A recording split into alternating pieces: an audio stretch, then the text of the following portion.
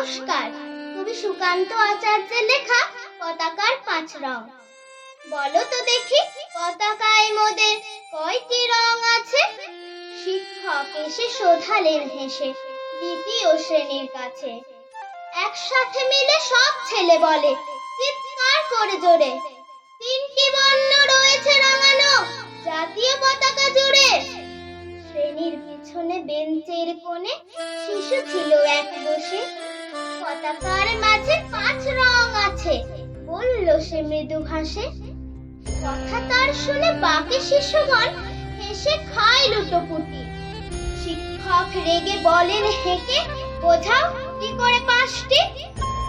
মাথা নিচু করে ভয়ার্থ স্বরে সরল শিশুটি বলে, উপরে গেরুয়া মাঝখানে সাদা, সবুজ আছে তার তলে, আর আছে আঁকা গোলাকার চাকা, নীল রং আছে এতে।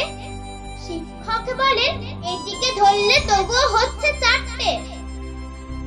অবোধ শিশুটি বলল তখন, রং আছে আর এক, লাল লাল ছোপ দাগ দেখা যায় ওই পতাকার মাঝে।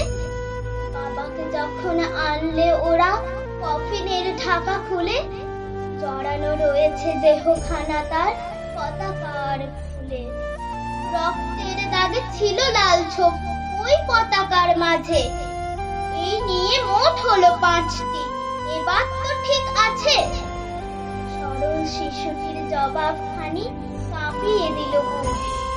অশ্রু এলো নয়ন ভরে, শুকনো হলো মুখ। আজও যারা দেশের জন্য করছে বলিদান, স্বাধীনতার শহীদ সম তাদের অমর প্রাণ। পেয়েছে স্বাধীন, পেরিয়ে গেছে 70টি বছর, দেশ বাঁচাতে যাচ্ছে যে প্রাণ, রাখছি কি তার খবর? ধন্যবাদ।